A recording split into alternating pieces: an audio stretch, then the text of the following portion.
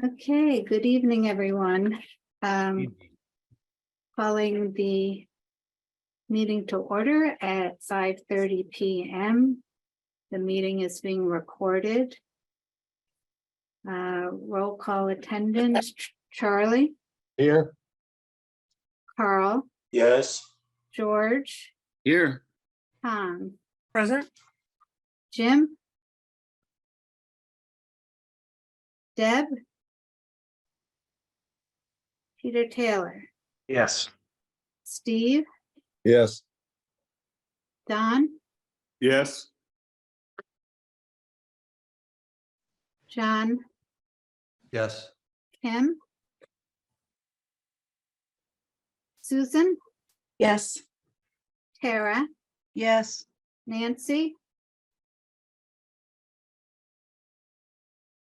Colin, Yes. Nadine, Here. Bonnie. Deb's joined. Michael, Here. Patrick, Here. Bill, Here. Marie. Here. I understand Andy is going to be late. And then Sarah. Here. Great. Well, we have very strong attendance tonight. Thank you. So good news and bad news. Bad news is we don't have the minutes from April 11th. They're not done yet. Good news is we have 5 extra minutes. So I'm going to start by seeing if we've got some public comments. We've got 5 people in the attendee group. Any public comments at the beginning of the meeting? We're going to have a public comment period at the end as well. But if anyone has any public comments before we get started, we'd love to hear them.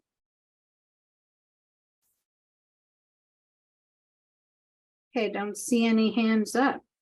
So we've got 15 extra minutes, which is great.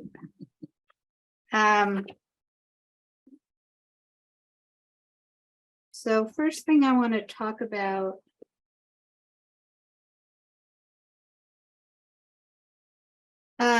is the debt approval contingency, and I want to give some background on this before I open it up for discussion.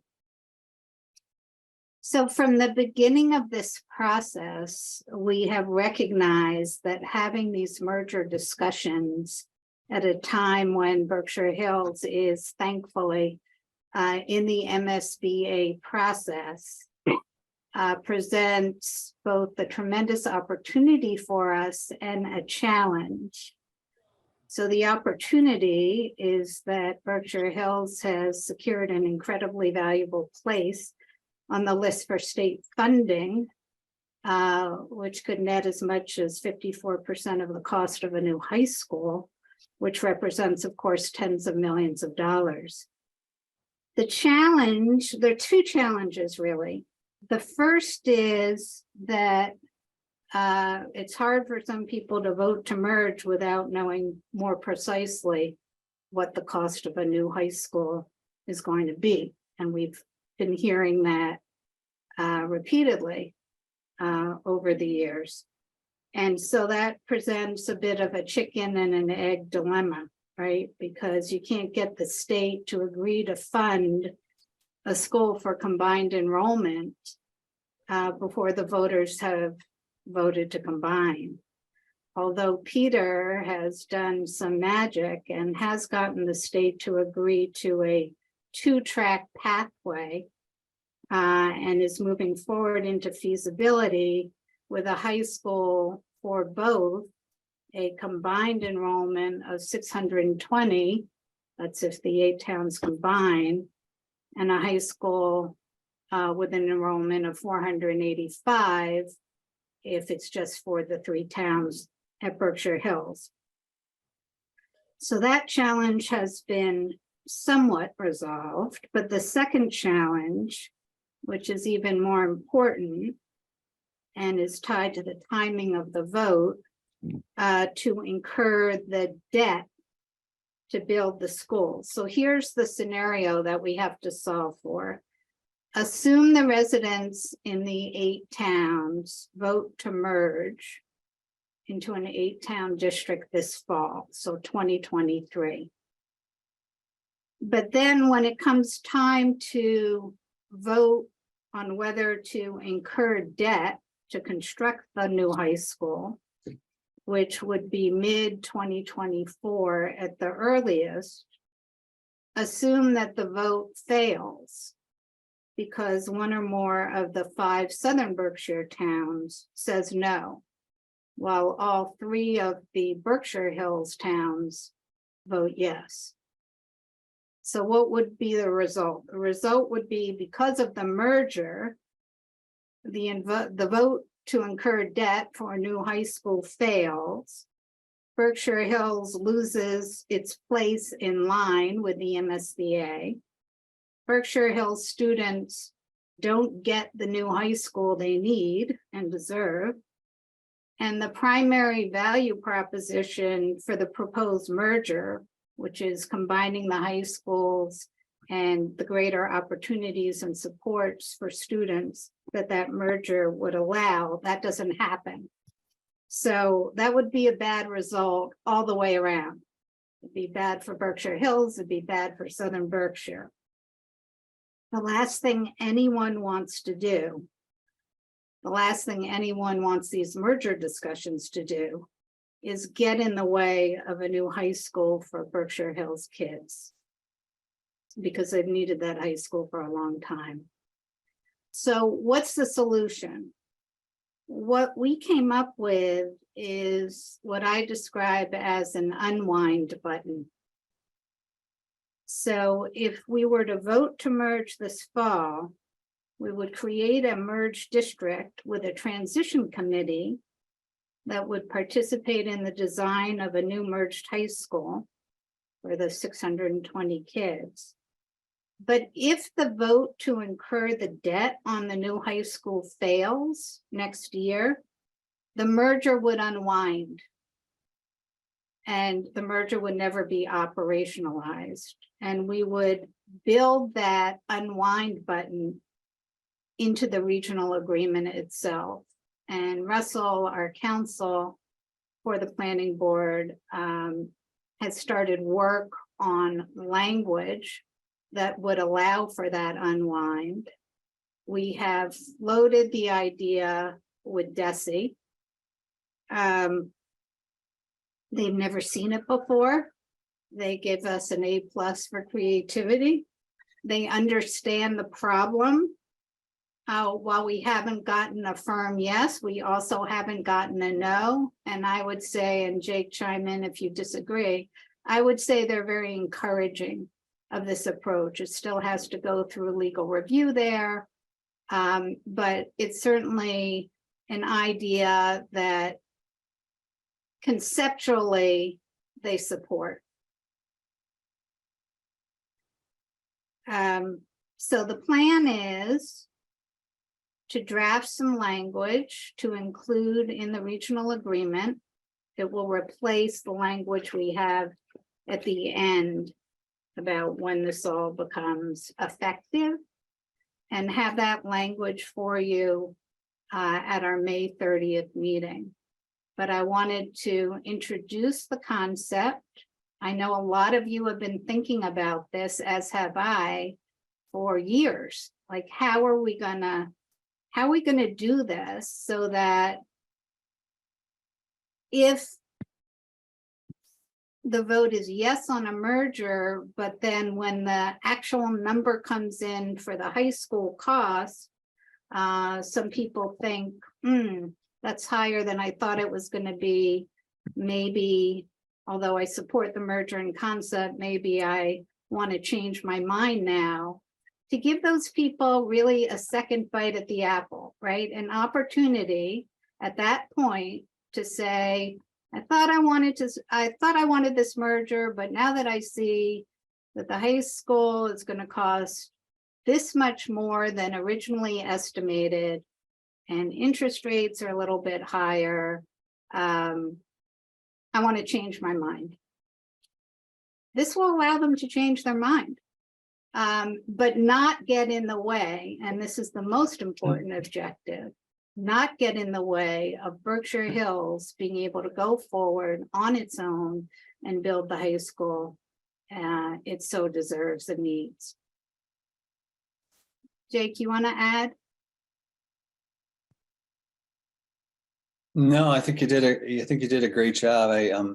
Just to reinforce, Department of Ed recognizes this is a really unique situation that involves sort of two processes, which we've been talking about as a board for over a year now, longer than that, sort of marrying the MSBA process and the DESE process and trying to get these two agencies, recognizing we have these two sets of variables, one being a regional agreement and one being a high school project potentially, that are somewhat independent of each other, but clearly linked through the work that we're doing. So I think they've been incredibly supportive of the work and seem to be receptive to this idea of the unwind, the contingencies that we've been thinking through. And we've discussed this a lot with DESE and with with council on this idea of recognizing that people, as Lucy points out, do want to know the price tag on the high school, while we're still having to move forward with this idea of a merger, the need to do a merger vote in order sort of to kick the transition process forward. As far as, I don't know if you want to, I think there may be some work in Berkshire Hills around how they ultimately structure their votes for the capital debt. And so they may be actually voting on two pathways in the same meeting, an 8-town merged high school at a particular value and a 3-town high school at a different value, so that if the 8-town fails, then there is the potential in Southern Berkshire is a potential for them to move forward immediately and not lose any traction or time with a 3-town project. So I don't know if that adds anything additional to what you said, but Yeah, I think that's important. And Peter Dillon, maybe you want to speak a little bit to the timing constraint you have and the need to move forward now as opposed to wait. Yeah, and I'm still doing some additional research on this, and I need to be driven by the both the Berkshire Hills School Committee and the building committee, and there's a building committee next week. But the MSBA just invited us into the feasibility study, so we were in eligibility. We got through that. We're in the feasibility part. And there's sort of two pieces to that. One is to hire an owner's project manager to help us be organized in this whole process. And then the second piece is to hire the architect / designers to start coming up with plans. You, Lucy, articulated well sort of what happened with the MSBA letting us look at two possibilities simultaneously. And when they moved, I think, 4 districts into feasibility last week, 3 of the 4 districts had some sort of range of possibilities and not just one monolithic possibility. So I think the MSBA is trying to work with a wide range of districts and a wide range of scenarios. So let me come back with more specific both dates and detailed language for I think hopefully our next meeting. Okay. All right, so I'm going to open it up to questions and comments. Bill, you've got your hand up. Thanks, Lucy. I think it's a very clever structure that you've come up with. But I think we need to realize that at this second bite of the apple, that is the approval of the debt, any town could opt out for any other reason. Not ju- I think we're assuming that they don't have to give an excuse. For Right. example, if one town lost or if one town had a vote at an annual town meeting that passed by 2 votes, Right, and then months later, the subject of the debt comes up, and the people who lost in that town energize the town voters and overcome that 2-person deficit. mhm, That sinks the merger without necessarily having anything to do with the debt and the cost of the high school. I mean, the fallback is, of course, that Berkshire Hills can go ahead on its own, Right. but the risk is that any town can sink the whole deal for any reason at that second vote on relating to the debt.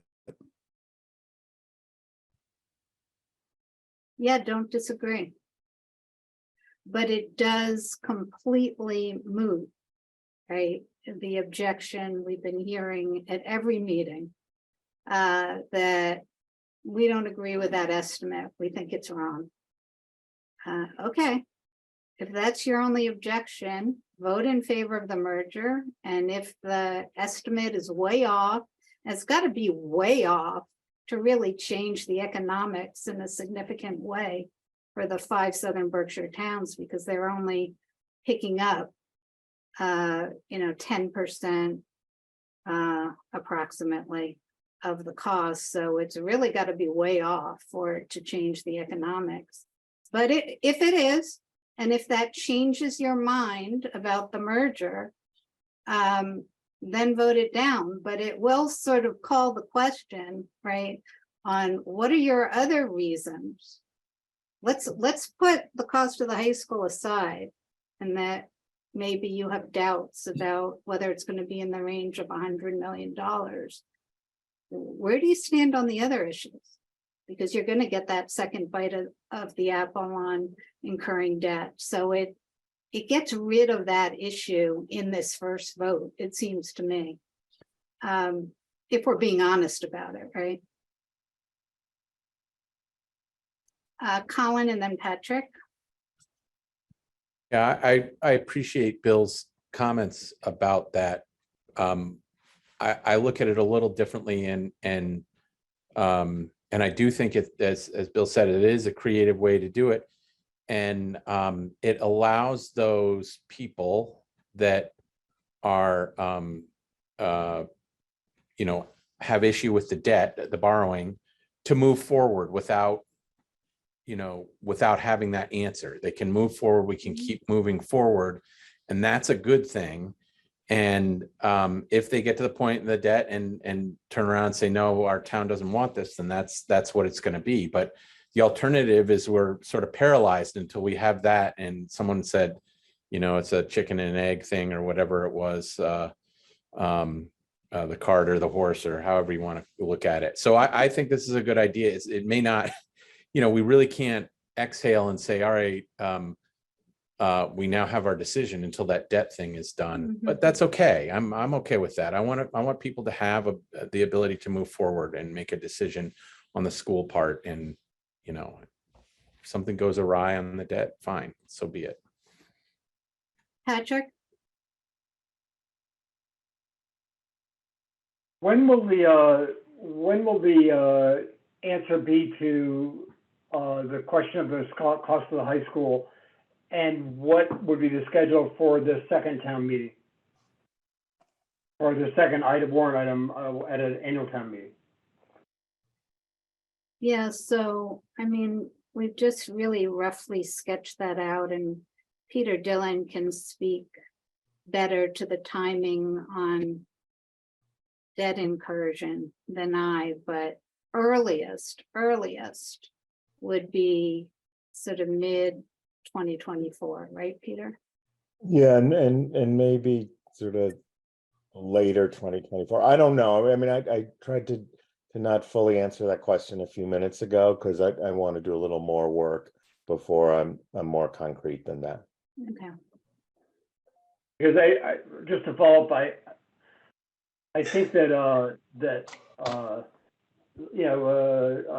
Steve Bannon pointed out that a lot of folks would come to the special town meeting on the merger. I worry a little bit about a special town meeting on something as narrow as debt in terms of attendance, because it will be easier to manipulate one way or another, because kind of people have assumed, well, if it's already gone through, it's gone through. And, I think it'd be great if we could have the question of the debt as part of the annual town meeting in 2024. I know that that's a little earlier than what you just stated.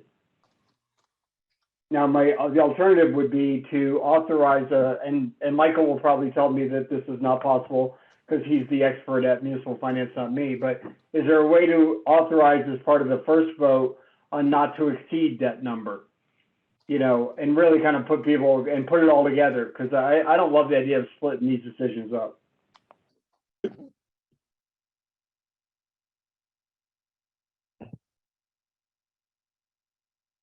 Do you want to respond to that, Lucy, or? Yeah, I mean, that's an idea that Jake floated sometime did. back. Jake, why don't you speak to that? No, I did float it, and I think obviously, and I'm completely respecting Peter Dillon's position right now on the need to get into the feasibility process, better understand what the calendar looks like, how that ultimately results in a series of options that have price tags associated with them that then head to the town floor for a vote. And I think we were given pretty clear. So we wrote a number of contingencies that we ultimately sort of talked through with council and ultimately with DESI. And the one which was proposed tonight is the one we feel is probably most workable. But one we did consider was, can you bake in the not to exceed? The problem with that is I think the MSBA has a very clear and distinct process that requires a capital debt vote by the towns in order to approve the funding. And that's going to happen down the road either way. So I don't know. We didn't get any sense of confidence that would be something that it would be binding, Patrick. I guess that's the best way to put it. Yep.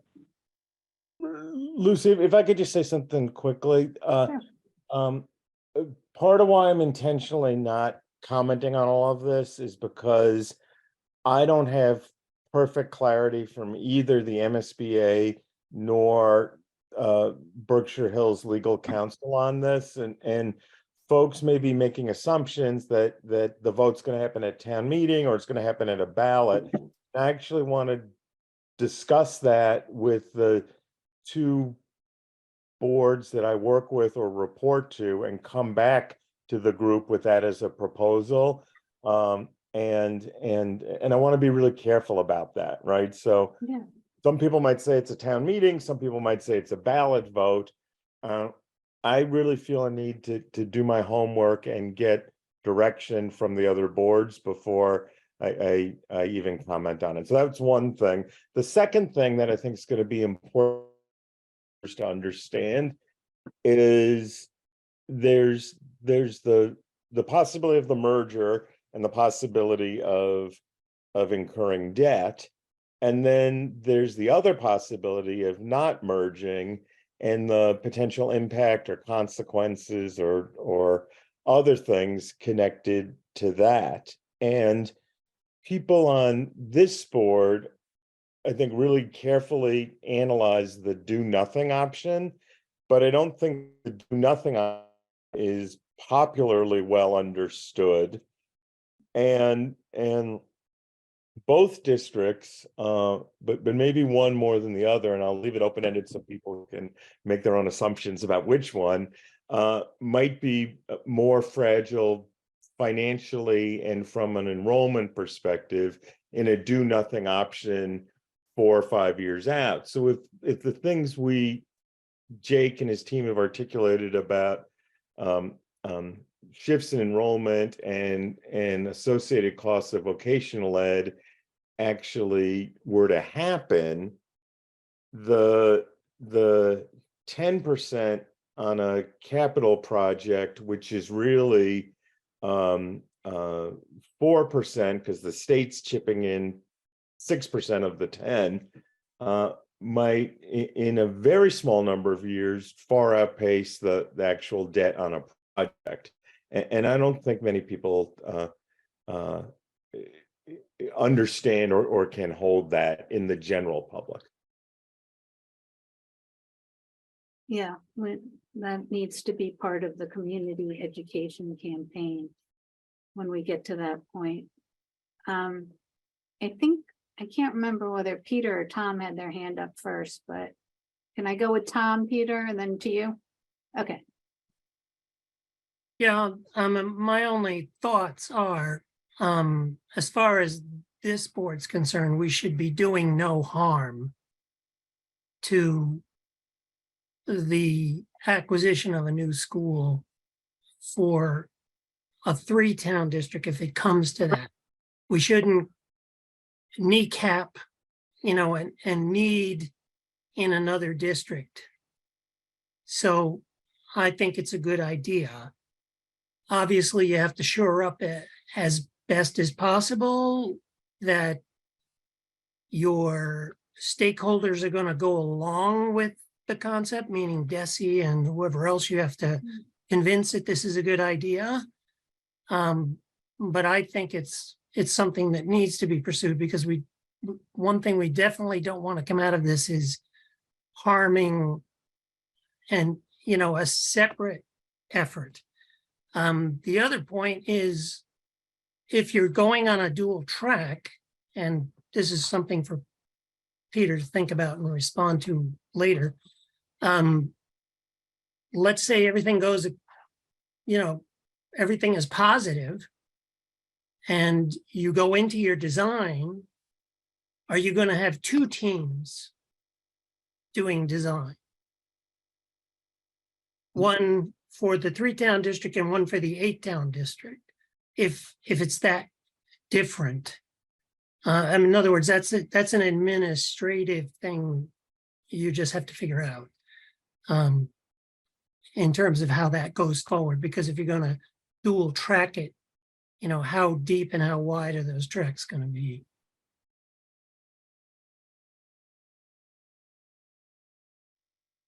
yeah, thanks, Tom. I think the hope, my hope is we don't need 2 teams, and that the incremental cost, because there is going to be an incremental cost of having a second design, is going to be incremental and not double, right? That figuring out how to build a 620 kids school is not going to take that much more work than figuring out how to build a 485 student school, or vice versa. But I think that is something that Peter is thinking a lot about and working on. Peter Taylor? Yeah, I agree with everything that's been said. I think it's a clever idea. I think first and foremost, we can do no harm. And I think we can proceed with the idea that this is just a 2-step process, and that we have to project it out as such for the reasons shared. I'm curious, in the scenarios that you gamed, did you consider the potential merit of delaying the merger vote until we have the cost of the high school, taking a more long-term view? Because of the potential jeopardy of having 2 bites at the apple and the different composition of voters who come in at different times to weigh in on the merger and the high school?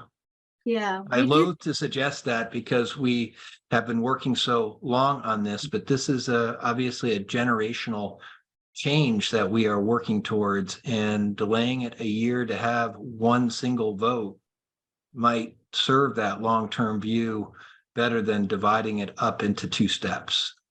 Yeah, we did talk about that quite a bit.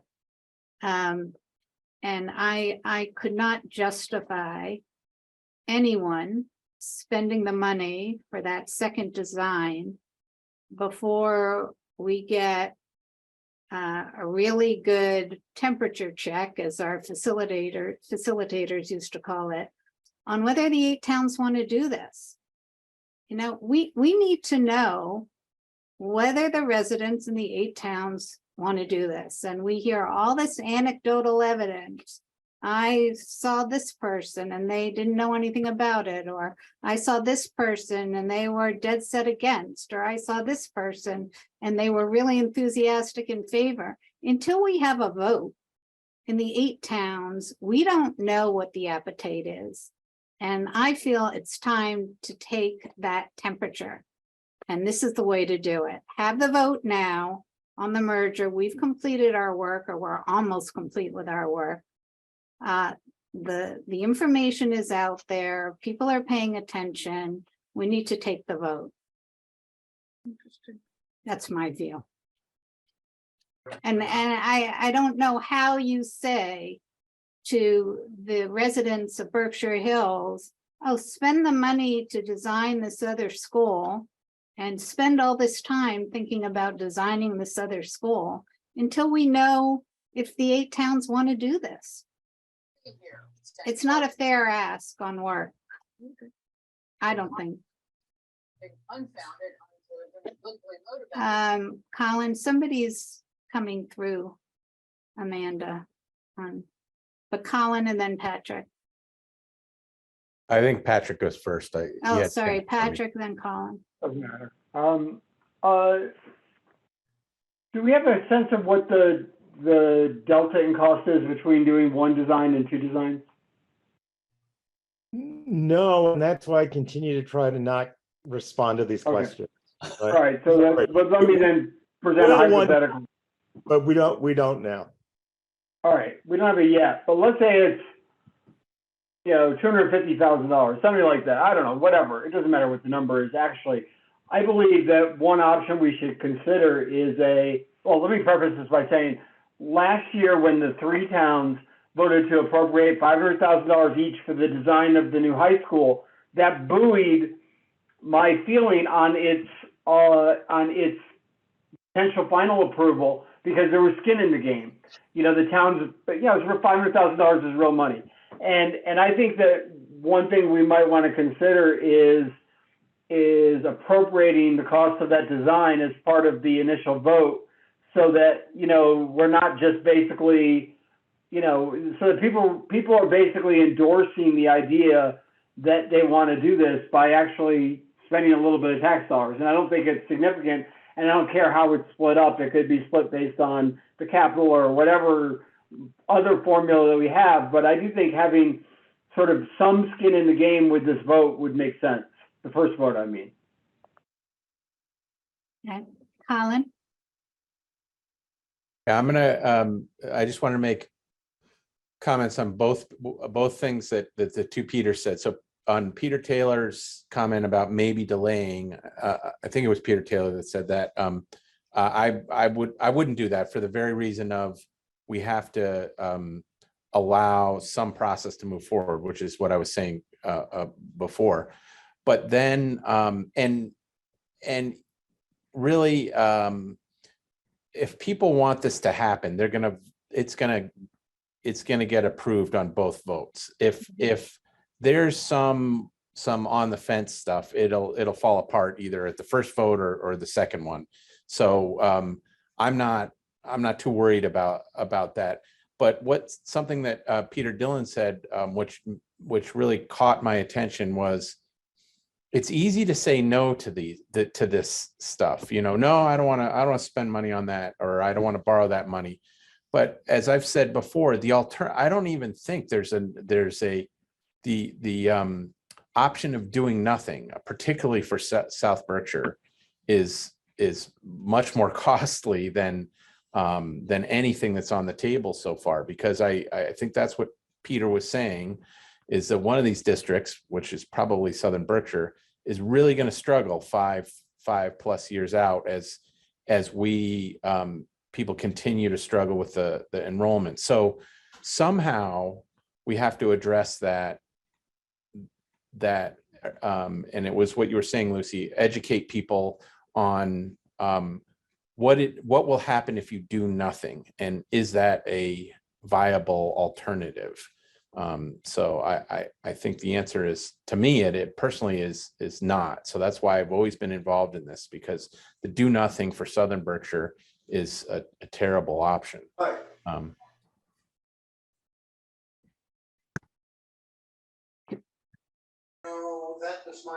That's Carl. You need to mute Amanda. Lucy, just a couple of quick comments, Yeah.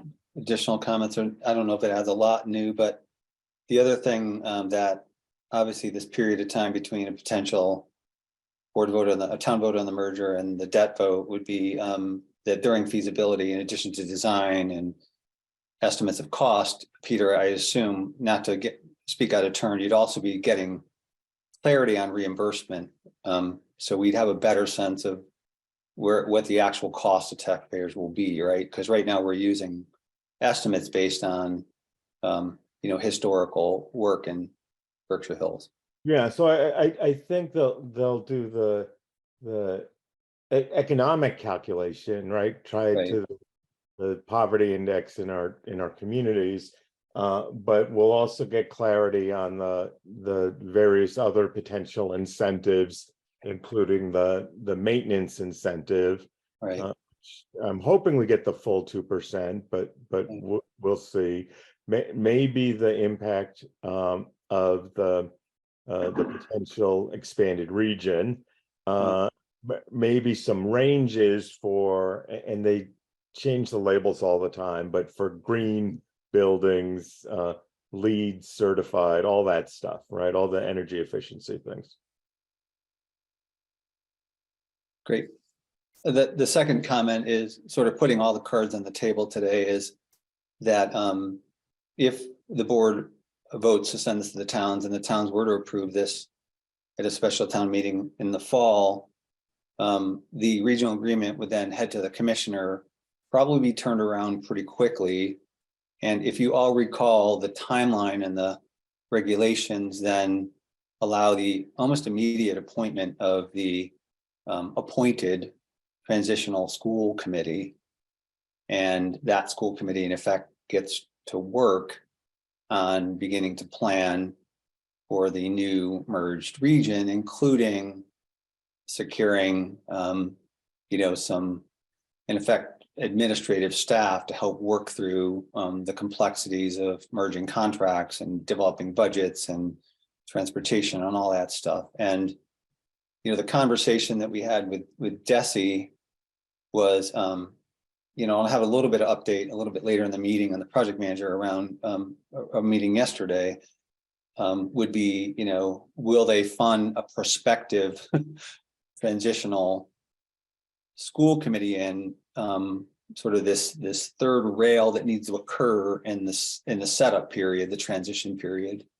So I put that on the table only because it's a unique situation in which, they might be, I don't want to say less apt, that might be a little bit more of a hesitation saying, well, we're not sure we want to invest until you guys know for sure you're going to do this, which wouldn't happen absolutely until the debt vote occurs.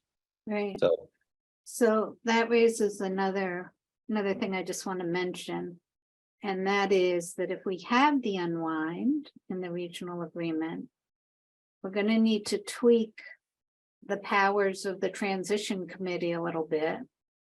And make it clear that while the transition committee can enter into contracts, in those contracts, they have to have the same unwind, right?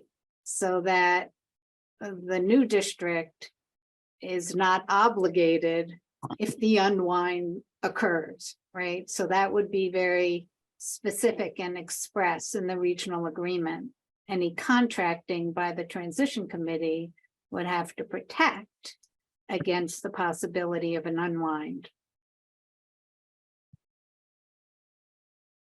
thanks. All right, well, I think this has been a good discussion, and think about it. We'll have some language in front of you on the 30th, but I wanted to at least get it out on the table today. All right, so now we're going to move to deliberations on the finance subcommittee recommendation. on methodologies for apportioning operating and capital costs to the 8 towns. So we've got the operating cost methodology, capital cost methodology, both for the new high school and other capital costs, and for the lease schools, Egremont and New Marlboro, in the event there is in the future a capital improvement plan that the district wants to move forward with. So I think it might make sense to open up the discussion first to those who didn't participate in the finance subcommittee deliberations and may have additional questions or comments or concerns they want to express.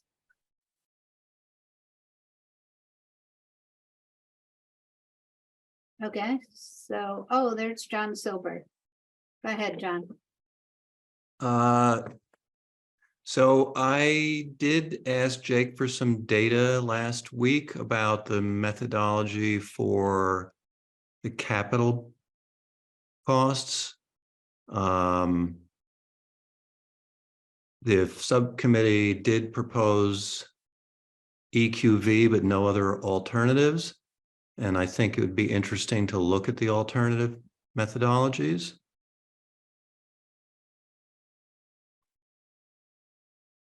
Okay. Do you want to put something on the screen, or I know you exchanged some correspondence with Jake. Do you want him to put something up on the screen? I believe it's on the website, the A-Town website. Okay, so just conceptually, what is it, John? How is it? Well, different? I asked Jake to explore other methodologies for assessing the capital other than EQV.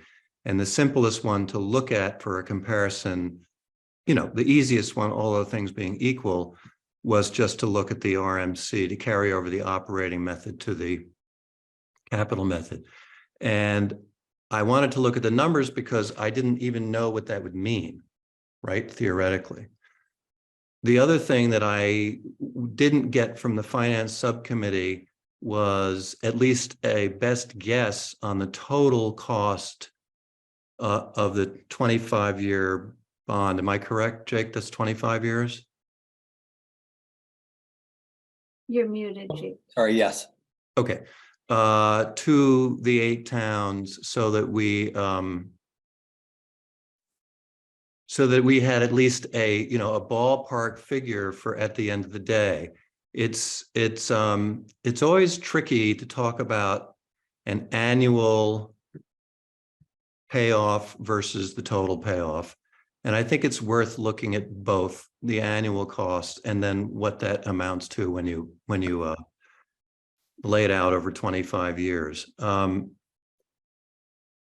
I also think that, the Berkshire Hills, I'm assuming, and if Jake could just nod on these two really quick. Berkshire Hills does capital on EQV at the present time, is that right? Yes. And what about Southern Berkshire? No. Okay. So we have two different methodologies, but only one was brought forward to the full committee. So I just think it's worth looking at both and looking at where what the differences are and vetting them so that we can all be more knowledgeable when we take whatever we decide to do at a town meeting. And when people say, well, why didn't you do it another way? At least we know that we've discussed all of the possible ways. So for me, this is a data-driven request. At this point, even though I've seen the numbers, I still have no opinion. I think that this is kind of the way I was thinking about this before. This is the way I would like to feel when I go to town meeting. I would like to feel that whatever we decide has become, our proposal by consensus and also, mine individually, because I'm going to stand up at town meeting and support it. So I'm not quite there yet where I think that the proposal is my idea yet. And I'm saying that it doesn't have to originate with me, but I want to feel confident that when I go to town meeting, that proposal has, I know what it's all about. That's really all I'm concerned about. I don't even, I don't think we're ready to debate in some sense what the method should be until we have more information. But I do feel that way personally, and I want to be able to support everything that we finally decide to do. So I would just feel more comfortable if I had a little more information, because I will be standing up at town meeting, and all other things being equal, supporting whatever we decide. I just need to know what that means. Okay. We did, you're absolutely correct that the finance subcommittee brought forward a single recommendation. I think that's what they considered their charge, as opposed to various alternatives. But I do want you to know that we did look at required local contribution or required minimum contribution as a possible methodology on the capital side. And we looked at that very early on. And I actually thought that would be simpler, John, to have the same methodology for both operating and capital. And Patrick talked me out of it, Patrick and Peter Dillon, by giving me the history of the votes on the Berkshire Hills School. And that the fact that capital costs were not being assessed on equalized value basis was thought to be the reason for those failed votes, and Stockbridge making the very brave and generous decision, the voters of Stockbridge, to step up and take a greater share of that capital cost burden was part of the argument that Peter Dillon made in support of getting back on the MSBA list, right? That we've changed this methodology in a way that we think is going to help secure approval of incurring the debt to build the school. So we did talk about it. I was inclined the other direction initially, but when I understood that history and understood the reason behind it, I changed my mind. So fine to look at it as a full board, but just wanted to make clear that it was a methodology we gave a lot of thought to. Patrick, you want to? Yeah, I just want to add to that obviously, I don't know if this decision is beyond the new high school, because obviously there's other considerations for debt in methodology, but where the vast majority of the new high school expense will be borne by the three towns, to change to RMV or foundation enrollment or whatever method other than EQV, you're going to shift a tremendous amount of cost back onto the taxpayers of Great Barrington. And if that happens, this is a whole new ballgame. Now, if the school committee, if the South Berkshire School Committee, or towns for that matter, wanted to have a separate way for their share of whatever the capital is on high school or otherwise, if they want to use their current methodology for their share, I would have no problem with having two methodologies in there, one for Berkshire Hills and one for South Berkshire, as long as we looked at kind of like the buckets, relatively speaking, not changing. But I think if we, the reality is that to switch on the high school anyway, to switch to RMV is de minimis for the five towns, because the capital contribution is relatively low as a percentage of operating, overall expense when you include operating. But for the three towns, it would result in a tremendous political issue, I think, with then foisting, so much of the expense back on Great Barrington. Yeah, Nadine?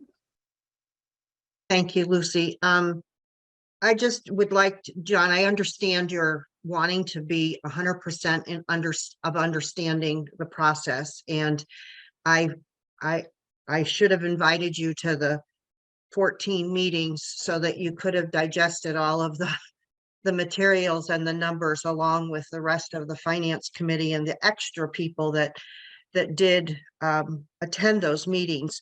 And, you know, we were charged with trying to present to the full board what we felt was the very best solution in the entire process. And I strongly believe that that is exactly what we have done.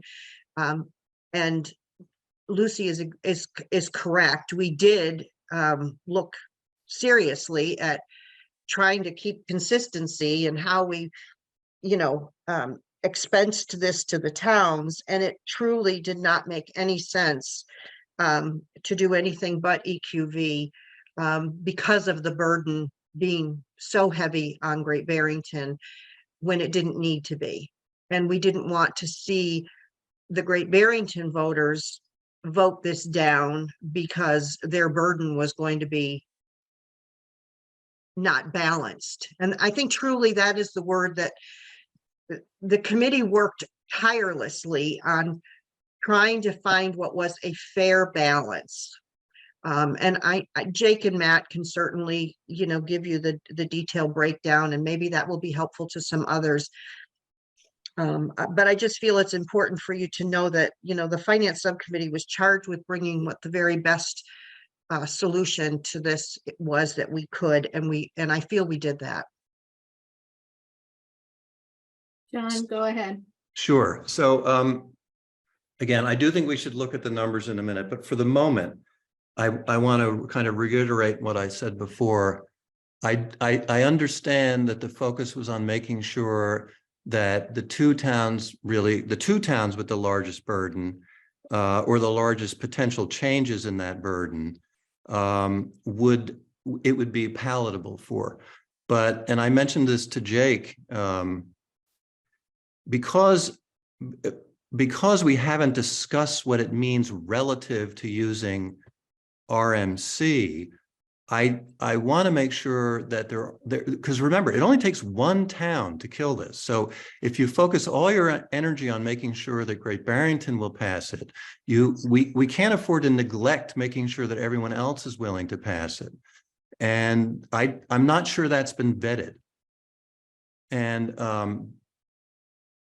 so again, my concern is beyond my own personal feelings, is that we don't want to be blindsided by the possibility that when we do the second vote for the debt and we only have one proposal, that we don't get surprised that it's actually some other town or towns that kill it. So I do think it's an important exercise to review this among the entire board so that everyone knows what to say when they go to town meeting. I can live with that. It's gonna take a little more time. But I would love to see everyone's buy-in, knowing how this, you know, how we've come to this decision and who, you know, because it's a political football, yes, but it's not just a political football for Great Barrington. And, you know, one of the other questions I'm working on with Jake now, because I would really like to understand this. This is another valuable comparison. If Berkshire Hills built a $90 million school, and I understand these are just numbers, right? And Great Barrington's share of that is going to be X, right? If the 8 towns build a $100 million school, Great Barrington's contribution is going to be Y. And so my question is, which one is bigger? We have Jake can share this information. We did all this work. That'd be great. I'm glad you did the work, but we don't have it. Yeah, you do have it, John. Well, I spent hours on the phone with Jake all week, looking at new stuff that hadn't been looked at and hadn't been brought before the board. But listen, again, you know, I'm not trying to antagonize anyone here, but I would like to see everybody take a look at these numbers and then see what they think.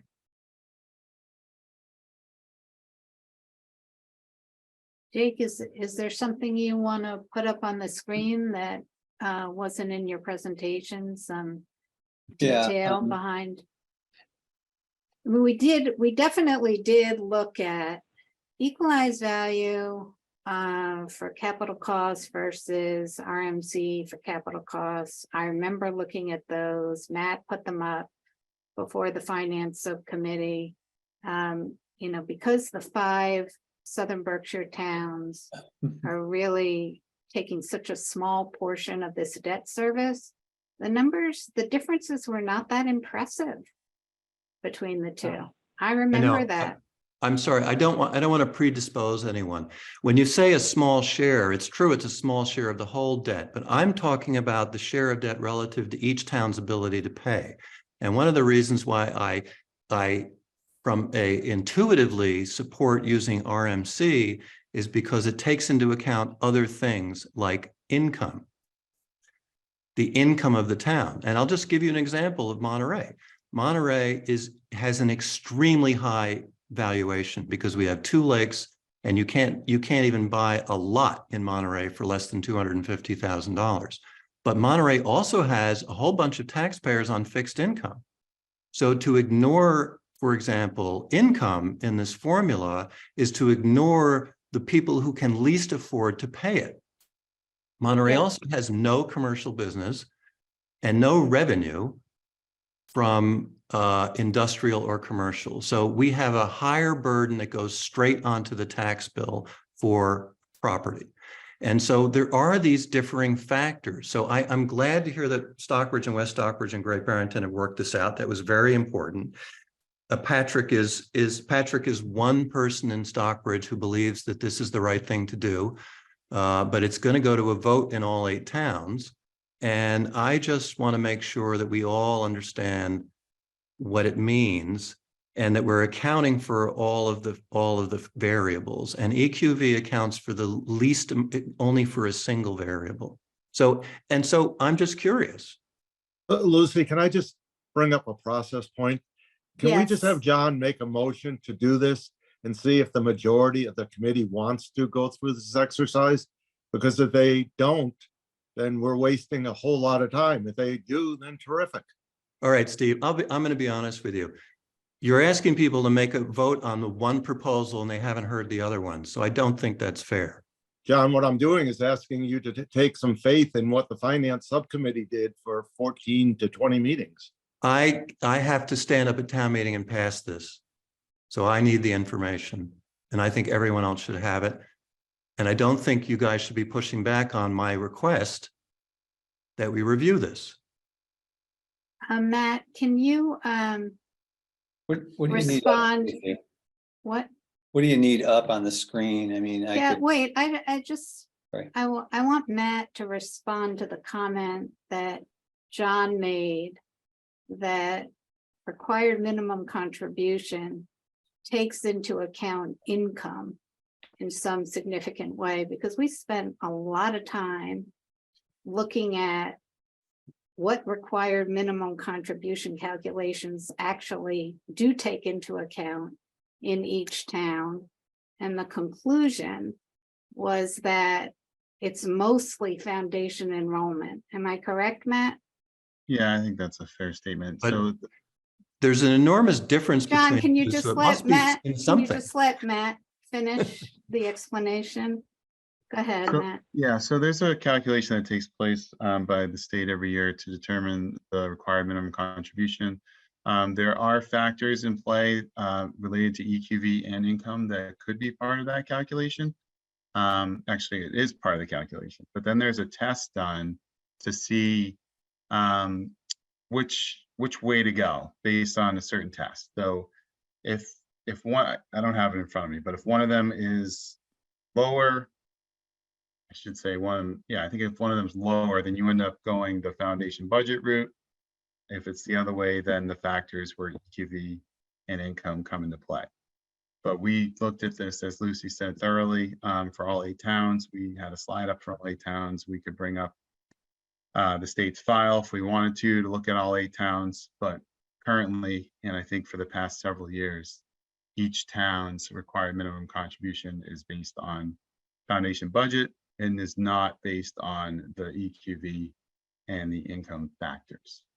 And So, as but Lisa there is an mentioned, enormous difference between using the two methods. So something has to account for that. There are only so many possibilities. There's EQV, there's enrollment, there's income. If there are other things that I'm missing, let's find out what they are. But when you talk about the immense difference in the total cost based on one method than the other, there has to be some significant additions in the foundation budget that are not an EQV. Otherwise, they wouldn't be any different. And if you put up the slide, One's everyone based will on understand that. One's based on EQV and the other is based primarily on foundation enrollment. Which is based- It's not based primarily on income. And that's the point I wanted to clarify for everyone who hasn't been part of the finance subcommittee meetings.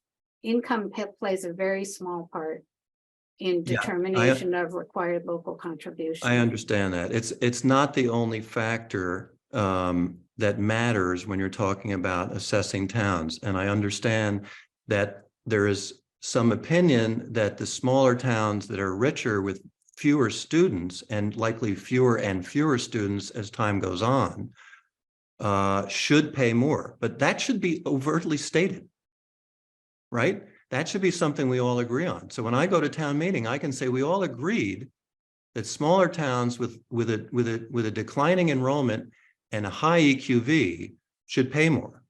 I need to know that, and I need to know that we all agree on that. Okay, Bill, Don, and then Bonnie. What should be clearly stated is what happens if this deal gets turned down, what the cost to the Southern Berkshire towns will be. To me, that's a more fundamental concern than the relatively, and I say relatively, less significant differences between RMC and EQV. Don, Yes, I would make a motion. I would move that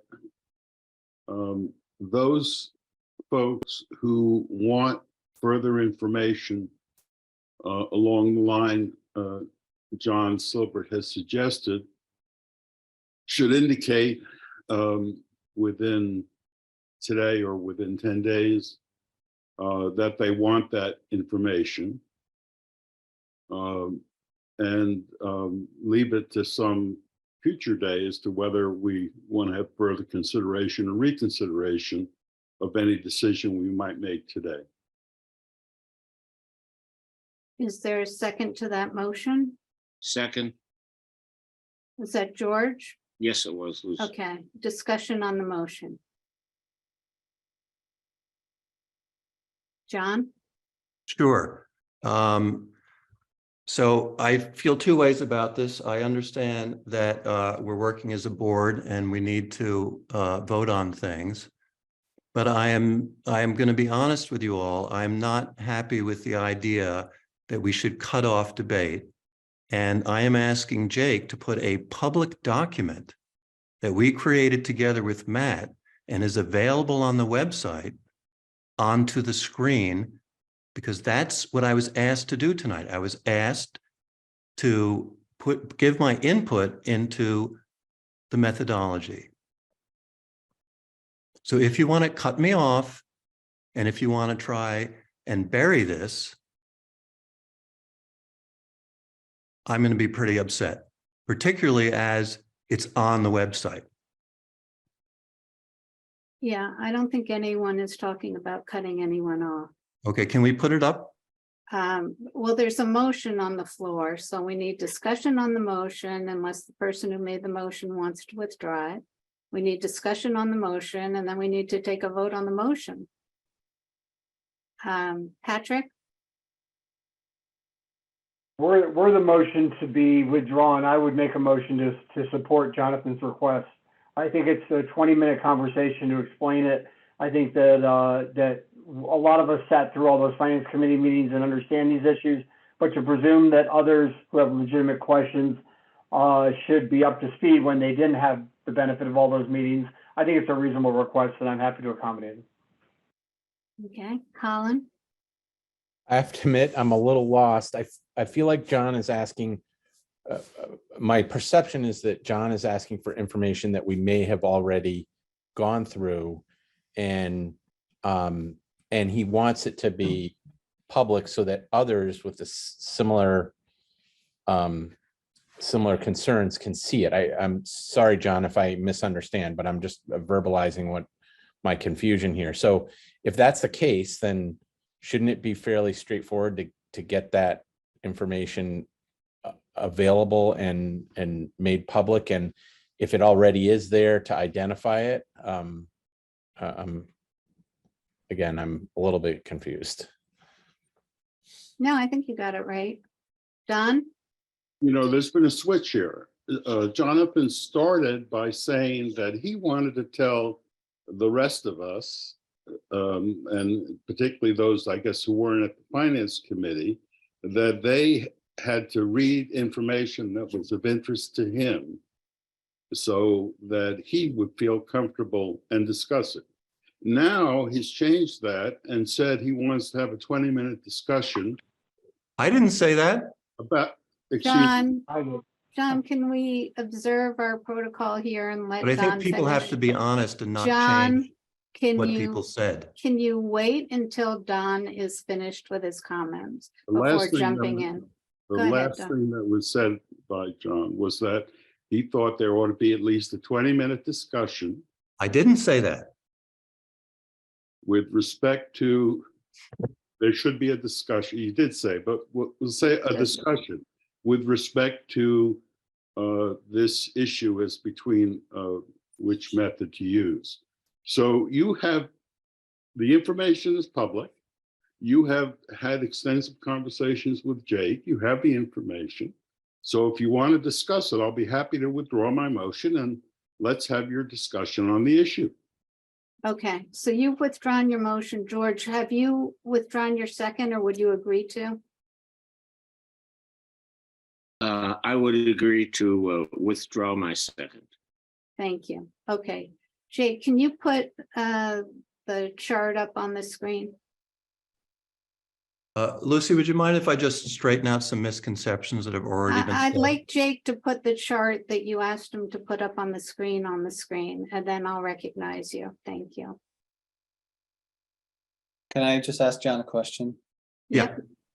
Hi, John. So just so everyone knows, at the last meeting, members were encouraged to reach out to us with questions. John did reach out with this question around methodology, RMC versus EQV, and wanted just to see some comparisons. We went back and forth. Matt did some great work on this. It is on the website.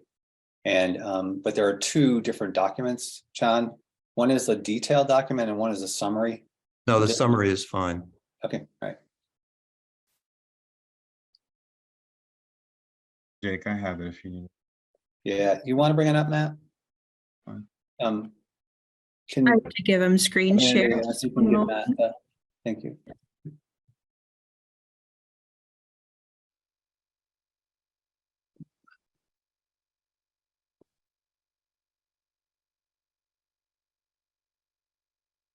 John, is this the right document? Yeah, that's it. So Matt, can you just walk through a very brief Yeah. explanation of sort of what the exercise was all about and sort of the productive dialogue we had with John around generating these? Sure. So what we did was, I believe most of the group, if not the entire group, knows, we've spent time over the last several months doing projections related to lots of different things. But in this particular case, we're talking about high school debt. And we've done projections related to what we think each town would pay based on the different models that we've been talking The one that was supported by the finance subcommittee had the 90-10 split to start, shifting eventually to 5-15 by a certain year. I don't have the year in front of me at the moment. So we already had those projections in place, but the projections that we did as part of all the work that we did was only for a certain period of time. It was for, maybe a 10-year period. Maybe when we went out 13 years. Again, I don't have it right in front of me. Where we've already talked about how the life of the loan, though, is for a much longer period of time, 25 years. We've already talked about. So essentially, we just took the methodologies that we were using and we extrapolated out all the way to the end of the life of the loan, and then summarized, totaled those amounts by town. And that's what you have here in front of you. These are the totals over the entire life of the loan. Now, one thing to keep in mind is that we hadn't done these projections using the R.S.D methodology, but it wasn't too difficult to put that together. So that's what we've done with the second column here, column C. We basically had the same dollar amounts that need to be divvied up, and we just use a different methodology to divvy that up. And then also one of the requests that John had was instead of using the shift from 90-10 to 85-15, instead just use the 90-10 all the way through and what we've done. I do want to caveat this, that this is projecting things way into the future that are not known at this time. For example, required minimum contribution, in order to calculate that, it's a very intricate calculation that has a lot of factors in there. There are a lot of assumptions that are used to calculate the required minimum contribution. Up until, for all the work that we've done over the last few months, the farthest we went out for the required minimum contribution calculation was FY30, which is our presumed 5th year of a merger. So in order to then go an additional 20 years, we weren't going to spend the time to project required minimum contribution. So we just took the required minimum contribution number that we have for FY30 and we carried it forward. So by telling you this, we're using these projections. I wouldn't put a whole lot of stock in them, beyond window that we had initially established as part of the projections that we did. Going out that far, I'm not entirely comfortable with going out that far, but that was a request that came our way, so we went ahead and we put this together. So if I could just clarify now, I asked for new information, and Matt has been very good to affirm that. So I'm not, to Colin's comment, and maybe Don's, I'm not asking for the existing information. When Jake and I spoke about this, one of the first things he said to me was, well, this is a new approach and requires new information, and it's something we hadn't considered. So I just want everyone to understand that this is a new request for new information, and nobody has it, except for now. Now we all have it. Going out 30, 25 years is always risky. I think the trend will hold. Going out 25 years with either one of them, right? Any one of the methods there's some play. But I think, I still think that this information is valuable to assess an approximate total cost to the 8 towns, depending on which method you use. And I also think it's comparable in a way to, it could be compared to the $90 million school burden for the 3 towns of Berkshire Hills. And so from my point of view, I've asked a really simple question. I've asked, what do the estimates look like for the entire loan under different scenarios? And the question that Jake I didn't finish in time for the meeting is, how does that compare to Berkshire Hills going it alone? Again, because you're going to have 2 different numbers. And if the numbers for Great Barrington are very similar, then that tells us one thing. If the numbers for Great Barrington are very different, that tells us another thing. But this has been a simple request for information. I'm not trying to undermine the process. It's new information. And I would really appreciate it if people considered that in the discussion that we're having. Okay, Peter Dillon? Matt, can you just share some of your underlying assumptions? So this is a bar based on 25 years of borrowing. There's been some discussion about doing it over 20 years, which would change things. What are the embedded interest rates and a whole host of other things? Do you just want to know related to the loan, Peter, with that question?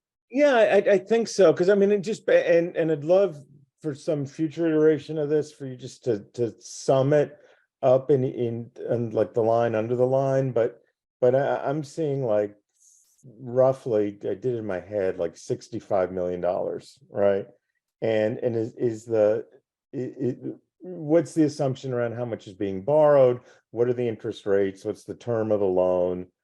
I think all of those things are important because people aren't gonna maybe remember those or ask them. They're gonna focus on the two big numbers for whatever town they're from, right? Yeah, so net of the MSBA reimbursement that we've assumed, the total borrowed is about $45.5 million. So go back a step. So what is your assumed MSBA reimbursement rate? We're assuming the 48.252 plus the additional 6% to get you to 54.52%. So the net is about 45,500,000 approximate. We're assuming a 3.25% interest rate, which probably is low at this point, but that was the interest rate that we had put in there when we first did the debt projections, and we just never changed it. So it's been that way ever since we've been running these numbers. Okay. And you want to know the total debt numbers as well? Yeah, and I don't need to know it now, just at some point, like if otherwise, I think a chart like this is helpful in some ways and highly problematic in others. So I have the total debt number around 67 million. Okay. Just over. Anything else you're wondering, Peter? No, that's enough for now. Thank you. Okay, Bonnie, then Colin. I just want to say that I think we should listen very carefully to the point that John made about us being in the position where we have to go before either our school committees, our larger town, the select board, and we have to have the information. And I know, I mean, the finance committee has done an incredible job, but I will go back to, and I know you heard it, Lucy, at our last meeting, people want to know what this means for their individual towns and their assessment. Nobody can give it to the penny, to the dollar, to the $100. But what I am hearing again and again is the number issue is critical. And if we can't stand up in our communities and say, this is what it means, this is how we believe in it. And remember, everyone of our committee has, larger full committee has not been at every finance committee meeting. And I think John has made, and usually we don't agree, some very important points that we should listen to today. Thank you. Okay, Jake, can you take the screen down now so we can continue the deliberations? Okay. I don't know who went first, Patrick or Colin, but Colin, why don't you go?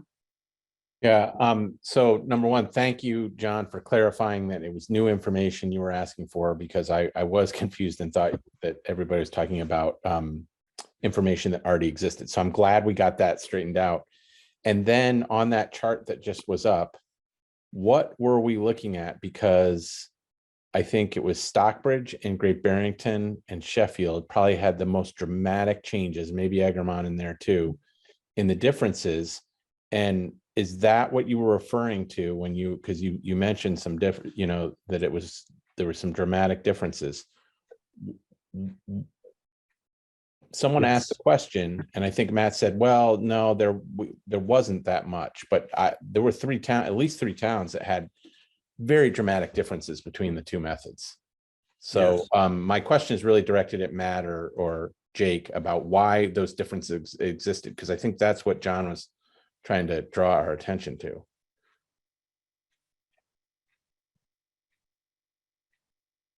Matt, you're muted. Did click the button, it didn't unmute. Okay. I'm willing to take a shot at that. So it's different metrics, Colin, that are being used for calculating, in this case, capital assessment. I mean, it's really the debt portion, but capital assessment. So the higher, we're talking about Stockbridge, for example, the higher number was based on EQV, which is the methodology that's in place today for Berkshire Hills.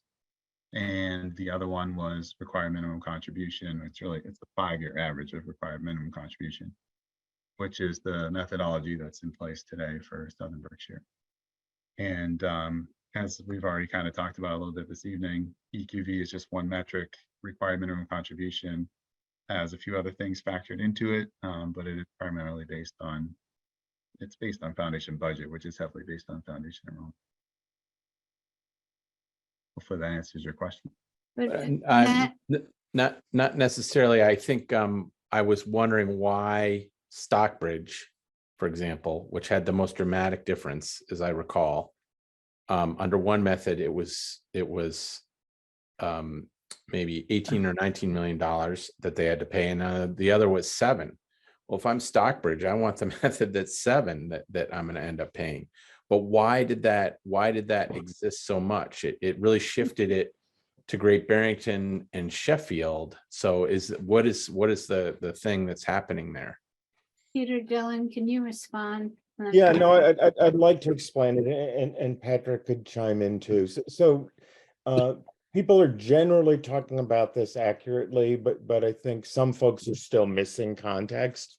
10 years ago, when there was a vote to do a renovation addition for Monument, the 3 towns voted, and Stockbridge and West Stockbridge voted in support of it, and Great Barrington voted against it.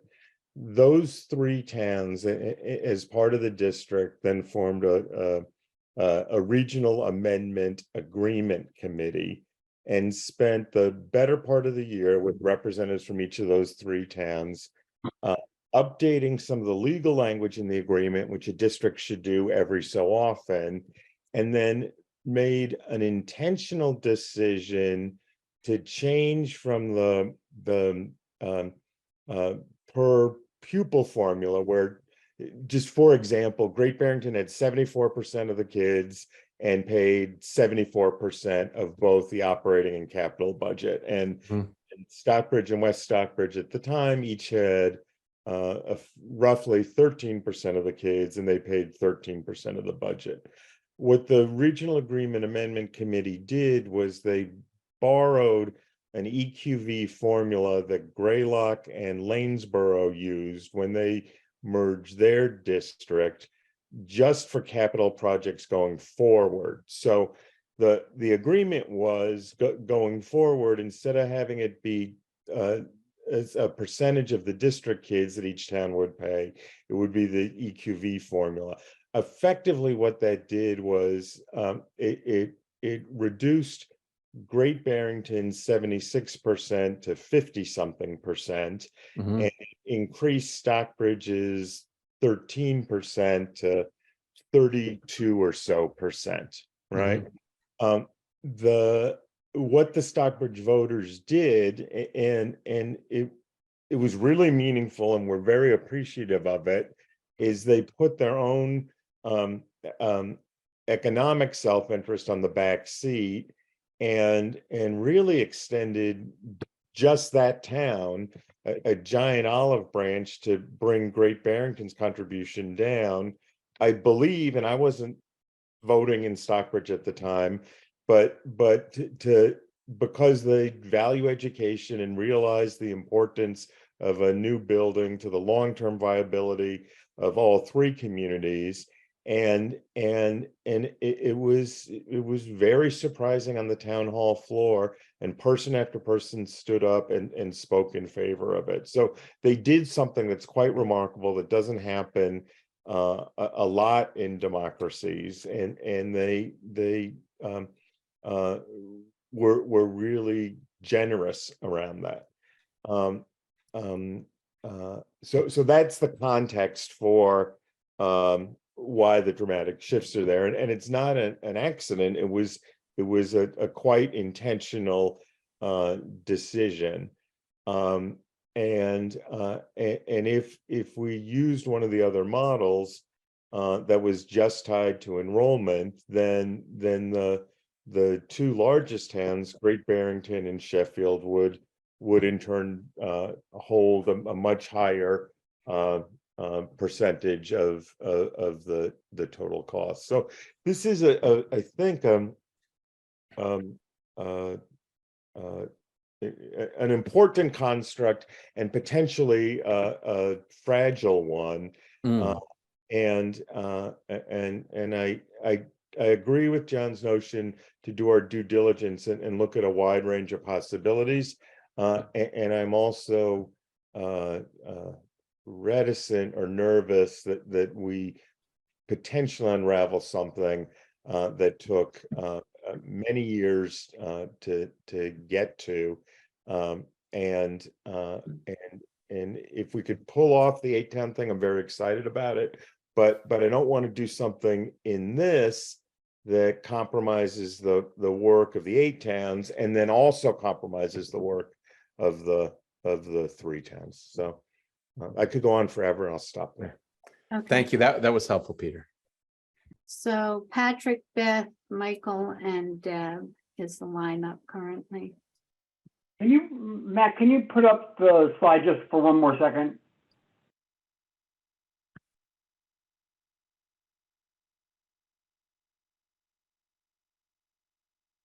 So I just want to point out a couple things. So obviously these numbers that we're looking at, if you look at the differential between, just say in the first 2 columns, for example, Stockbridge 12 million, that's over 25 years, so that's 500,000 a year. Monterey, the difference is 90,000 over 25 years, which works out to about $4,000 a year in difference. Yeah. The first thing is, even though these numbers are big, because capital always looks big, they're for every town other than Stockbridge, this actually works out to about 20% of our school budget. For every other town, even Great Barrington, I think they just passed a $19 million school budget. At 32 million, that's about 1.3 million a year. It's less than 10% of the overall school budget. So we're taking a lot of time here to talk about something, and I understand that the capital is a big deal to everyone, but in reality, it's a really small part for most of the towns of their overall school contribution. And the only other thing I would point out is that when you talk about income, EQV is really a reflection. It's based on property values, and property values are about the best predictor of income, or at least wealth, than you have out there, because with EQV, you're basically adding up all of the property values in the town, and that determines what its EQV number is. And in doing so, you take into account, Stockbridge has some relatively modest price houses and a whole lot of not modest price houses, and that's reflected in our EQV. But a town that is mostly modest price houses is going to have a far smaller overall EQV than a town that has mostly more pricey homes. So I think that there's that just to go to the income point. The income is absolutely built in, or at least wealth is absolutely built into the EQV model. And I'll just add one final thing. I would love if this committee could pass through the 8 towns and our RMC model. We'd save, $13 million over 25 years. But the fact is, the voters of Stockbridge endorsed EQV, And that's why we support EQV, because our voters have already weighed in on that. Thank you. Thanks, Patrick. What did I say? Beth and then Michael. Can you bring this down now? Beth? Beth, you're muted. Okay. I'm sorry, I shouldn't have my hand up. I'm sorry. Oh, okay. Michael? Yeah, I just wanted to say at the end in the finance committee, what we really became focused on was the impact of both the capital and the operational. We ran those last couple of slides because if we focus on one or the other, people are getting hit in certain ways on either capital, or they're getting hit on the operational. It's when we looked at it as a whole that then the whole thing came together, and we weren't able to use one or the other, because if you use EQV for both and use RMC, then some people were really getting blasted one way or another. So we had to find the best balance we could. And we can't just focus on just the capital cost of this building. We really should be focusing on both capital and operational. Thank you. Deb? And I was just going to add that it's not as if the cost of a building is solely determined by the number of people you send to it. And I think that's another rationale for the EQV as a formula for the capital costs. Because if each of us built our own building for our own students, it wouldn't cost us that small piece of it based on that number. It's still, because there's a sort of a foundational cost of building. So I think that that's another way to think about this as a distribution of costs. That it really, and the other thing has to do with, the more families we attract to our towns, the higher our education costs, capital costs, not just operationally, I get it, but our capital costs. And I think we all would like to see lots of families with children in our towns. So I think that needs to be considered too, that should not be the criteria for whether we are going to pay for capital expenses or not. Thank you. John? Yes, thank you. So again, I think we're moving in the right direction now. Nobody's defensive anymore, and this is super. I do think it's important to remember that I'm bringing this up not to scuttle this, but to make sure that we're bringing all 8 towns forward. And so first, I want to comment on some of Peter's talking about Stockbridge's sacrifice. So going through the process of a RAC committee and changing the assessment method for capital for 3 towns is a very drawn out process. I'm just about to do it in Farmington River. So I will be on 2 of these committees in a moment. And I understand that, but this exercise has not taken place in Southern Berkshire. And there are 4 towns in Southern Berkshire that will be paying more on EQV than they would on RMC. And we have not had that discussion in the 4 towns that are going to be subject to that.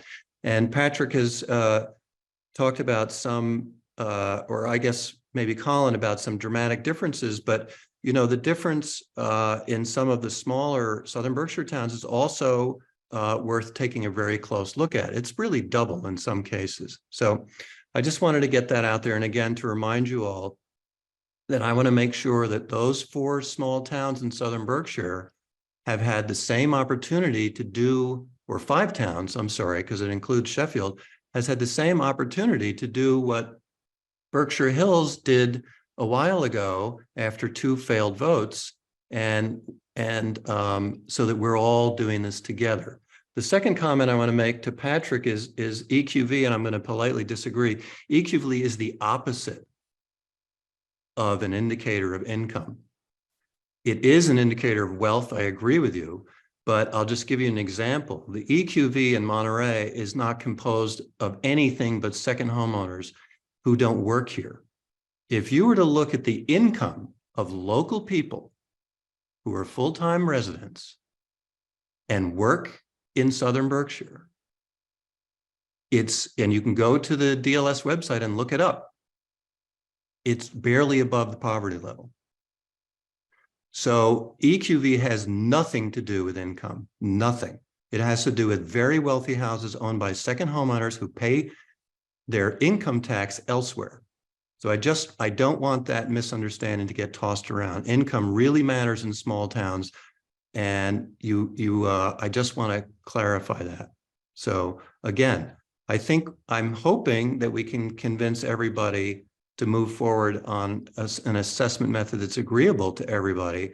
But I think it's important that we continue to look at what it means and what the burden's going to be without minimizing it. It's, of course, you pay something out over 25 years, it feels like less of a hit. But that's why the banking business is so successful, right? So I think we do have to look at some version of the total number. When you buy a car and it's a $30,000 car and it's going to cost you $45,000 to pay off, you need to know that number. And when you amortize a mortgage, you do know what the final number is, and we will know what that final number is. So it's worth looking at. Okay, thank you. Thanks, John. Nadine, you're next up, and just remind us, wasn't EQV used to build the new school in Sheffield by the 5 towns? I don't have the answer to that question, Lucy. Bonnie might have some input on that. I was not on the new building That's my construction. memory. Yeah, and you might have been more involved at that point than I was. So That's I don't have correct, the answer to Lucy. that question. What? This is George. That's correct. So EQV was used by the 5 Southern Berkshire towns when they wanted to build a new building in Sheffield. And that's how that building got built, by using EQV. But go ahead. So I just wanted to apologize, John. I was not trying to prevent any new information from coming forward. I really thought you were asking us to recycle what we had spent a couple hundred hours on already. And so please do not take offense to that comment that I made. And I think it is important information, but I also think we have to really realize that our portion of the capital is insignificant in compared to what the operating budgets cost us on an annual basis. And the operating is on a 5-year rolling average, as we have done in Southern Berkshire, because that's what worked fairly for all 8 towns.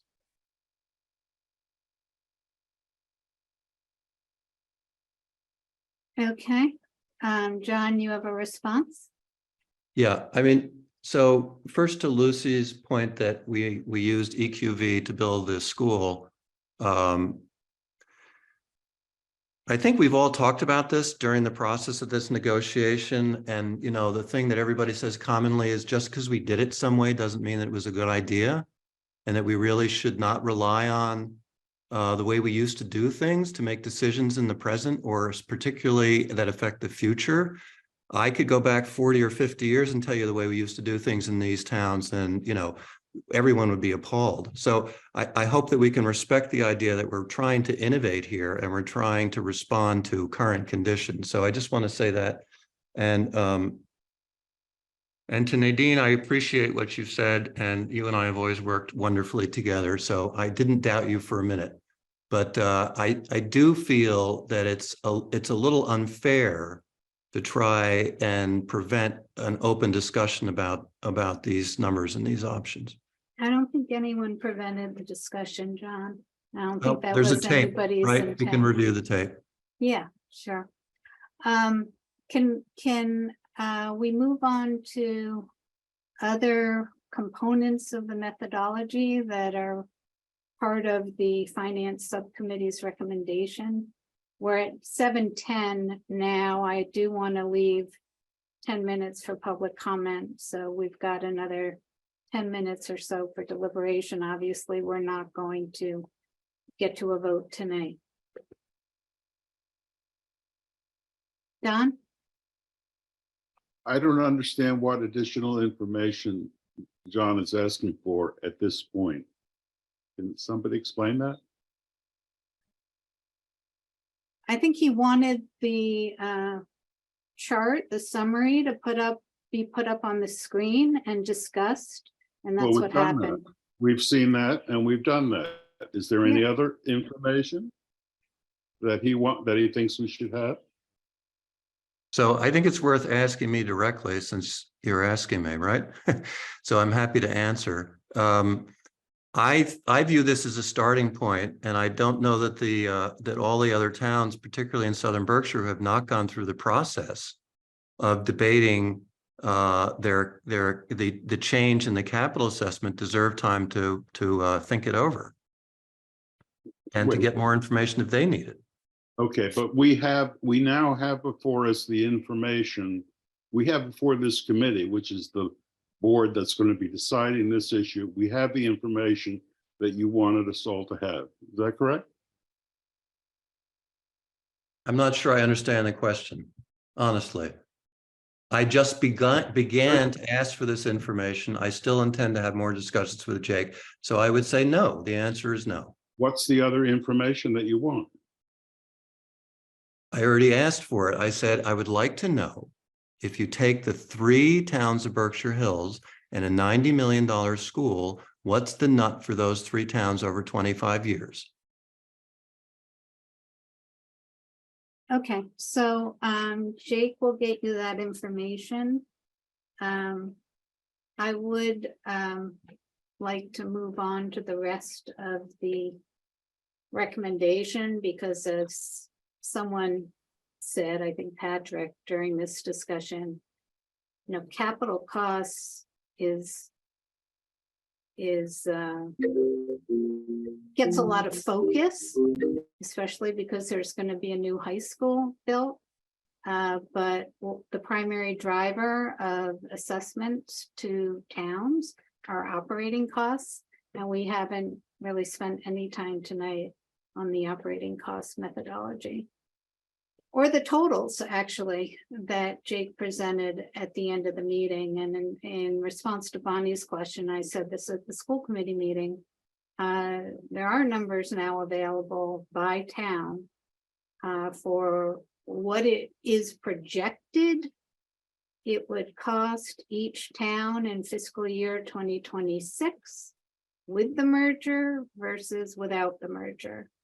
And those numbers are available for everyone to look at and discuss and bring any questions they have about those to Jake and Matt. Any more discussion of the finance subcommittee overall recommendation, including the operating budget allocation, Nadine? I just encourage each and every one of you to review the 53-page slides and please, send your questions forward. We do have to be able to defend our position at town meetings and why we're supporting the option that the finance subcommittee has brought forth. And if there's some tweaking of that can make it better, I certainly would love to hear it. And I'm sure Jake would as well. So please take the time to go through those charts and digest them and ask your questions, because this is not something you can just nod your head like the bobbing dog in the back of the car. You really do have to have some understanding as to why we went the direction we have. Thank you. Nadine, is the plan to have another finance subcommittee meeting between now and May 30th? Yes, actually, we did schedule that for the end of May. Let me get my calendar and I'll tell you. We're going to do another meeting on the 26th, Friday the 26th at 9 o'clock in the morning, as our usual meetings are, to sort of discuss anything that comes out of these meetings or that have been shared with Jake, so that the finance subcommittee can discuss this further. So I mean, I don't want anyone to think that finance subcommittee says, okay, we can take our hats off. We've done our job. We know that there may be more things for us to think about and to discuss. Okay. So that's the plan. If you've got more questions or you want finance subcommittee to flesh out certain components of the recommendation or consider things from a different angle, please get all of that to Jake well before the 26th. So that it can happen in finance subcommittee. Please come to the finance subcommittee meeting. Those are open. And it's a lot easier to have the conversations with a slightly smaller group than it is with a 24-member group. But we are still talking, and we will bring this back onto the agenda on the 30th. And I hope that on the 30th, we'll all feel comfortable enough to take a vote on the recommendation. Anything else tonight before I open it up for public comments? Okay. So, public comments. Chip, can you bring Chip over? Amanda? Should be all set, Chip. Hi, can you hear me okay? Yep. Great, thank you. This has been a very interesting discussion. I was particularly pleased to hear the point that was made, I think both by Nadine and by Lucy, that notwithstanding all the talk about the EQV with capital budget, the capital budget has always been dwarfed and would be even with a new high school by the annual costs of the operating budget. I'm going to sound a bit like a broken record, but I think most of you know my position is that EQV there should be a transition period, probably about 10 years, where EQV is basically the way all of it's done. And what we're really trying to do here is create a new district. We talk about merging the districts. We talk about sort of the legacies of how we've been doing things in terms of allocating the financial burden within the district. But if we leave the history aside and simply say, if we were creating a new 8-town district, would anyone seriously consider a formula whereby some taxpayers were paying a tax rate 7.5 times higher than other taxpayers? And in fact, 84% of all taxpayers in the Commonwealth of Massachusetts live in school districts in which there's a single rate, essentially EQV. We just ask you to be very careful, because it's also politically a lot of peril. Great Barrington voted down the new high school some years ago, and it was largely over the tax fatigue. The tax fatigue is really not ameliorated by the fact that EQV is being used for new high school. And it seems to me that it's going to be very hard to get all 8 towns to agree, but it's almost certain that you won't get agreement from the 2 towns, 3 towns, because West Stockbridge is much smaller, but just Sheffield and Great Barrington alone account for the majority of the tax base and almost 2/3 of the people. And to not go for a system that transitions to a single rate, I think is wrong on every possible level. And I'll leave it at that. But thank you for all the work that the committee's been putting in. I do appreciate that. Thanks, Chip. I saw Sharon's hand up, but now Sharon is out of the group. Did you bring her over already, Amanda? I did, but I Okay. don't see the hand up. There she is. Yeah. Go ahead, Sharon. Thank you. Sharon Gregory, Great Barrington. I understand John's concern about how to sell this to their towns. But maybe a different perspective has to be put forth. First, as you all knew from the last meeting, the new high school, which was projected to have 700 students, really has 485 now. So why is that important? Well, a lot of towns choiced in their students or tuition in their students at a much lower rate. But maybe this is not going to be possible with a much smaller school. So the assumption might not be valid anymore. So that's the first thing that might be introduced in recasting comparisons. Second, the cost for each of the districts without the merger perhaps needs to be scrubbed a little bit more. As Colin and others have said, both districts, especially Southern Berkshires, and I've been studying those numbers for about 7 years, is projected to have a significant decline. Thus, being used to the rates they're paying now versus 5 or 10 years down the road is going to be much different. And that perspective needs to be put forth. I know that you all talked about the possibility of 20% of the students going to CVTE, and people argued about, that assumption. But whatever it is, it's another perspective yet. And I don't think everybody understands that. So I say to John and others to kind of position this new change rather than focusing on, how am I going to be affected? And I don't want to pay more money. Changing the,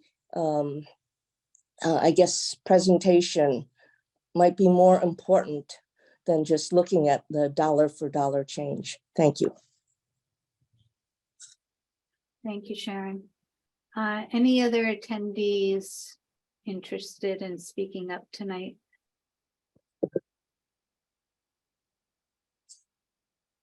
Okay, John? Yes, thanks. I just want to respond to what Chip said and other people who are saying the capital cost is dwarfed by the total cost of running either district separately or together. And of course, there's a lot of truth to that. But, if I was in my psychology 101 class, I might ask us, well, if it's dwarfed and it's so insignificant, why are we having such an argument about which method to use? Either method should work fine because it's insignificant. So either it's insignificant or it's not. And if you look at those numbers, I would argue that it's not insignificant. Okay. Seeing that summary up reminded me of looking at my disclosure statement when I took out my mortgage. Those numbers are always really scary. Exactly. Even when you know that you can afford that monthly nut very easily, when you see the big number, and that's what your summary showed us, right? Over a 25-year period, it looks like a hell of a number. But when I said we looked at this before, John, and it didn't seem that significant, that's because we were looking at the annual debt service, right? Like looking at your monthly mortgage payment. And I think Patrick made this point, when you look at the annual debt service, it didn't look that significant to us. Now, I take your point that when you look at it over 25 years, although Matt said he is not really all that comfortable with the projection that was the basis of that summary sheet. I think we heard him say that a couple of times tonight. So he doesn't really stand behind that summary sheet because it requires lots of assumptions and projections that he's not comfortable making. But if you do it that way, yeah, the number looks bigger. But when we were looking at it on the finance subcommittee, and we did look at it, we were looking at annual debt service. not the number over the 25-year term. Go ahead, John. Yeah, no, I understand that, but my point to Chip was really that, and I didn't get a response. If it's insignificant, why not use RMC? So clearly it's not insignificant. So whether you look at it as total debt or as debt service, if it was insignificant, we'd just go with RMC, not a problem. So again, it's the end of the meeting, but I just want to make sure that we're being consistent in our attitudes, right? And that we're not presenting something one way and then talking about it another way when it's convenient. It's either significant or it's insignificant. If it's insignificant, I think either method would be adequate. Go ahead, Chip. You're not Right, talking about just capital, you're talking about operating. I'm talking about the whole thing. Yeah. And, I'm saying that the way the capital budget is treated is we spent, the reason it's an EQV for capital costs, at least among the three towns, is we spent a long time with the Regional Agreement Amendment Committee of the three towns trying to see if we could revise the agreement. And ultimately, all that came out of it was agreeing to use EQV for any new capital projects like a high school. To go the other way would be in the wrong direction. It was a baby step in the right direction. To not do it that way would be a baby step in the wrong direction. But my bigger point, the one I think really counts, is you can cut the Gordian knot here. You can make this much simpler, fairer, easier to understand, and more likely to get at least approval from the town meetings that are the largest in terms of population and tax base if you go to EQV for the operating budget as well as the capital budget. That's really my point. Okay, I think our public comments have been exhausted. John, if you want to say something before we close, I think. Yeah, real quick. Yeah. What the takeaway from this, which is why I called Jake in the first place, is, and I applaud Chip, by the way. He's a visionary, clearly. And he may not remember this, but I used to meet with him and George probably 20 years ago in Great Barrington about stuff. But so I applaud that. But what I'm trying to get here is actually something very practical, which is to make sure that all 8 towns, officials and members of this committee are going to know how to pass this in all 8 towns. So that's my goal. Okay, I don't want anyone misunderstanding me. That's my goal, is that this passes in all 8 towns, because that's what I want. Thanks, John. Really appreciate that as a closing remark. Makes my heart feel warm. So, don't see any more hands up. So I will ask for a motion to adjourn. So moved. Thank you, Nadine. Second? Second. Thank you. Not hearing any objection, we're adjourned 2 minutes early at 7:28. Thanks, everyone. Good job. Thank you, everybody. Thank you. Good night.